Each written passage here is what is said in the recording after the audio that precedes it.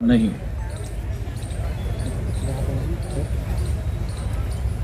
विद्यार्थी लोगों के द्वारा ये जो धरना प्रदर्शन यहाँ भारतीय विद्यार्थी मोर्चा के द्वारा आयोजित है, उन्हीं लोगों से मेरी कुछ मांगे हैं, भारत सरकार से नहीं।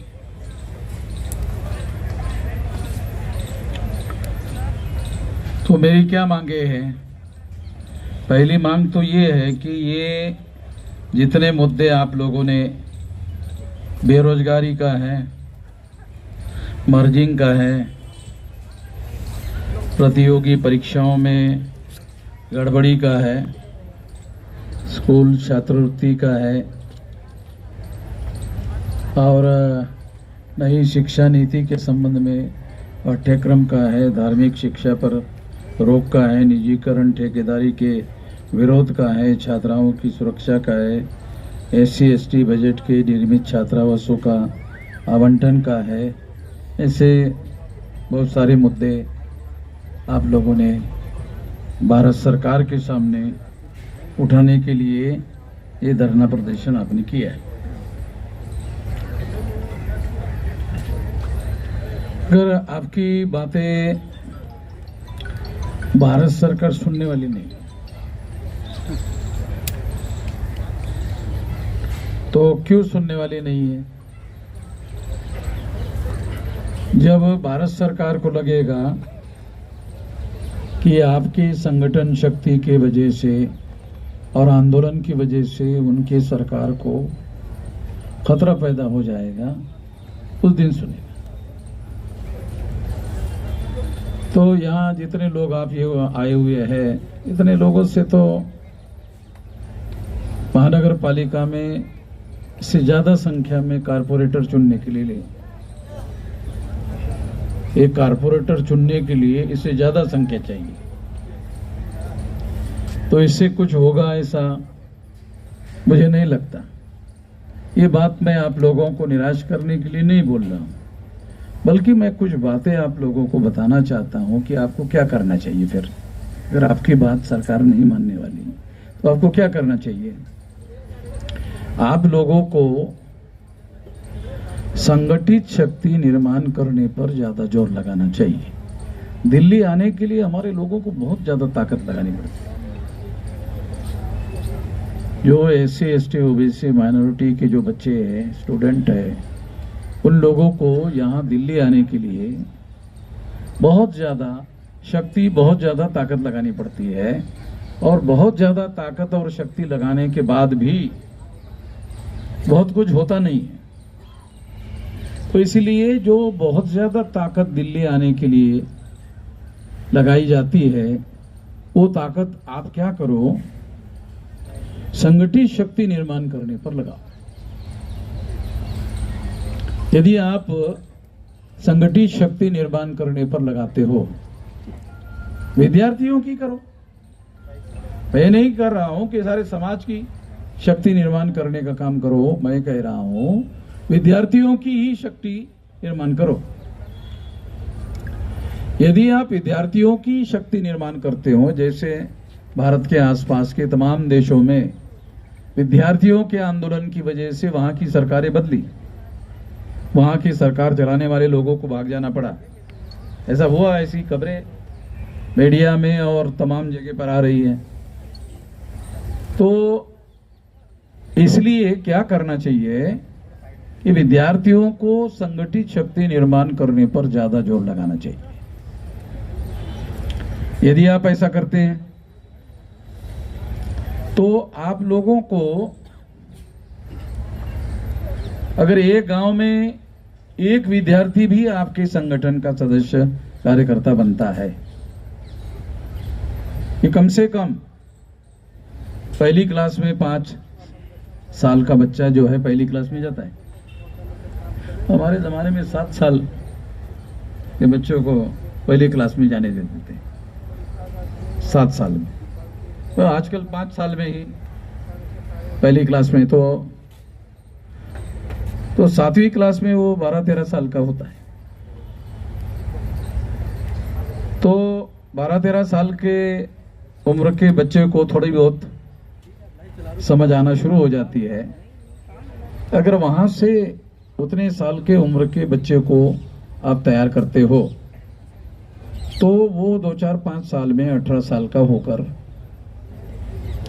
वोटर बन जाता है और व्यवस्था को बनाने और बदलाव करने के लिए वो तैयार होता है। तो यहाँ से अगर आप तैयारी करना शुरू करते हो तो कम से कम एक गांव में एक बच्चा, एक स्टूडेंट आंदोलन के लिए तैयार करो। तो इससे 6.5 लाख गांव हैं और चुनाव आयोग के द्वारा 15 लाख बूथ बनाए जाते हैं।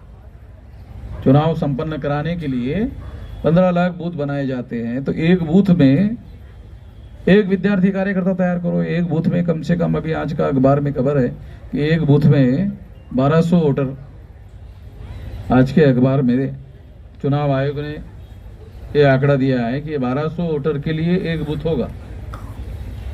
तो 1200 वोटर के लिए अगर एक बूथ होगा तो 1200 वोटर के लिए हम लोगों को एक बूथ का संगठन खड़ा करना चाहिए, विद्यार्थियों को खड़ा करना चाहिए। यदि आप ऐसा विद्यार्थियों का ही संगठन बनाने का काम करते हो तो 15 लाख बूथ में विद्यार्थियों का संगठन खड़ा होगा। और यहां आने के बजाय, दिल्ली आने के बजाय आप जिला मुख्यालय पर ताकत प्रदर्शित करो। तो ये खबर तो यहां आती है। ये जो दिल्ली वाले लोग हैं ये खबरें मंगाते रहते। होम डिपार्टमेंट होता है हर जिले में, जो जिलाधिकारी कार्यालय है उसमें होम शाखा होती है। वो होम शाखा का यही काम होता है कि वो दिल्ली को रिपोर्ट भेजे। तो वो दिल्ली को रिपोर्ट भेजते रहते हैं। अगर आप ज्यादा से ज्यादा ताकत जो है संगठित शक्ति निर्माण करके, विद्यार्थियों की संगठित शाखा निर्माण करके यदि आप ऐसा करते हो तो मैं ऐसा मानता हूं कि ये संगठित शक्ति से आप बदलाव कर सकते हैं। संगठित शक्ति से दो बदलाव कर सकते हैं। एक, ये जो सरकार बनती है उस सरकार को बनने और बिगाड़ने में आपके पास ताकत होती है। मगर आजकल क्या हो रहा है, सरकार बनने और बिगाड़ने में लोगों में, तमाम लोगों में असंतोष होता है, मगर सरकार बनने और बिगाड़ने में लोग कामयाब नहीं हो रहे। क्यों कामयाब नहीं हो रहे? कभी आप लोगों ने इसके बारे में सोचा कि क्यों कामयाब नहीं हो रहे? कि कांग्रेस जाती है तो बीजेपी ही आती है, बीजेपी जाती है तो कांग्रेस ही आती है, कांग्रेस जाती है तो फिर बीजेपी आती है, बीजेपी जाती है तो फिर कांग्रेस ही आती है। तो बदलाव तो होता नहीं है। ऐसा क्यों होता है? ऐसे होने का बहुत बड़ा वजह यह है कि कांग्रेस वाले बहुत बड़े पैमाने पर काले धन का चुनाव में इस्तेमाल करते हैं। बीजेपी वाले काले धन का चुनाव में इस्तेमाल करते हैं। बहुत बड़े पैमाने पर चुनाव में काले धन का यूज होता है। और ये जो काले धन का यूज होता है वो चुनाव के दौरान बहुत बड़ी पब्लिसिटी करने के लिए काले धन का यूज होता है। पहली बात तो ये है कि बहुत बड़ी पब्लिसिटी होती है।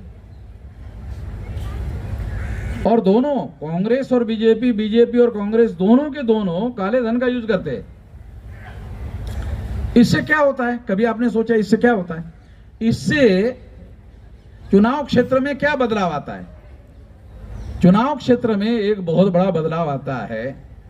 लोग सोचना शुरू करते हैं। क्या सोचना शुरू करते हैं?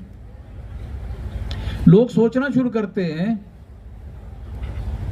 कि कांग्रेस हारने वाली है, बीजेपी आने वाली है। कुछ लोग सोचना शुरू करते हैं नहीं, बीजेपी आने वाली है, कांग्रेस हारने वाली है, कांग्रेस जीतने वाली है, बीजेपी हारने वाली है।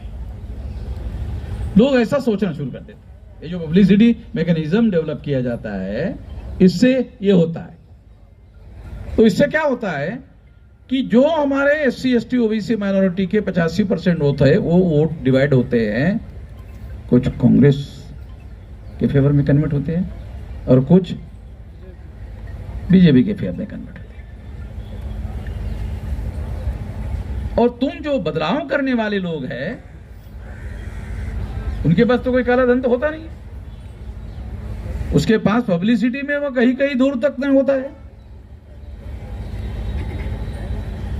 दूर दूर तक कहीं होता नहीं है, और फिर यही हो जाता है, हर बार यही होता है। तो इससे एक जो काला धन है, ये काला धन ये माहौल तैयार करता है, या तो कांग्रेस जीतेगी या तो बीजेपी जीतेगी। ये काले धन की वजह से ऐसा होता है। चुनाव से आप लोगों को आउट कर दिया गया है और आपको केवल वोट देने के लिए रखा गया है। आपको वोटर बना के रखा हुआ है।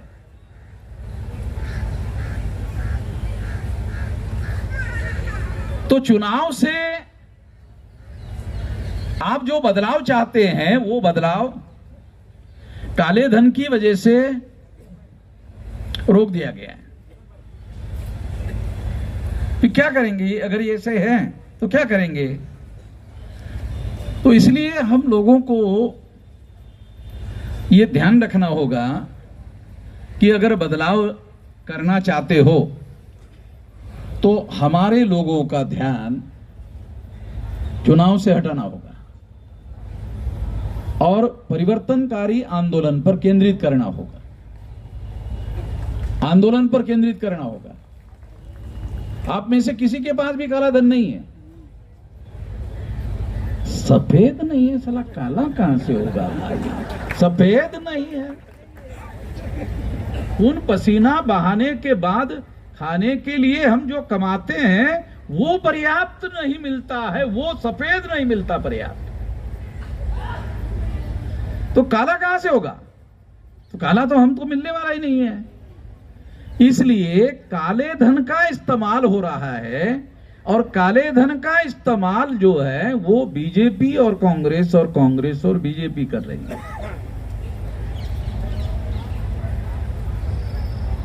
तो ये हमारे लोग क्या सोचते हैं? नहीं, कांग्रेस थोड़ा सेकुलर है, थोड़ा नरम है, थोड़ा सा नरम है। इस समझे की बात भी सही है, मगर थोड़ा कांग्रेस नरम है, थोड़ा सेकुलर है। बीजेपी कट्टरपंथी है। मतलब जो मीडिया वाले कहते हैं, जो मीडिया में प्रचार चलते रहता है, वही बातें हमारे लोग भी, उनको ये समझ में ही नहीं आता कि ओपिनियन फॉर्म किया जा रहा है। कितने लोगों को ये समझ में आता है ओपिनियन फॉर्मेशन? यहाँ पढ़े लिखे लोगों को, अनपढ़ों को नहीं बोल रहा हूं, कितने पढ़े लिखे लोगों को ओपिनियन फॉर्मेशन समझ में आता है? ओपिनियन फॉर्मेशन तो समझ में ही नहीं आता। अरे ओपिनियन फॉर्मेशन ही तो मौलिक बात है। ओपिनियन ही मौलिक बात है जो बदलाव लाने का काम करती है। और ये ओपिनियन बदलाव लाने का अगर काम करती है तो वो ओपिनियन हम लोगों को लाने का, बनाने का काम करना चाहिए, और उसके लिए लोगों को आंदोलन करने के लिए तैयार करना चाहिए। अगर हम ऐसा करते हैं तो आंदोलन के आधार पर बदलाव हो सकता है। आंदोलन के आधार पर बदलाव हो सकता है, और आंदोलन के आधार पर अगर बदलाव हो सकता है तो हमको आंदोलन के दिशा में सारे देश भर में लोगों को तैयारी करने की जरूरत है, और उनको उस दिशा में डाइवर्ट करने की जरूरत है। इसके लिए आप लोगों को संगठित शक्ति निर्माण करनी चाहिए, और उन मुद्दों पर कंसंट्रेट करना चाहिए। ये मुद्दे आपने उठाए, ये जो मुद्दे आपने उठाए, इसमें एक भी मुद्दा गलत नहीं है, सारे मुद्दे सही है। मगर ये मुद्दे लागू कौन करेंगे?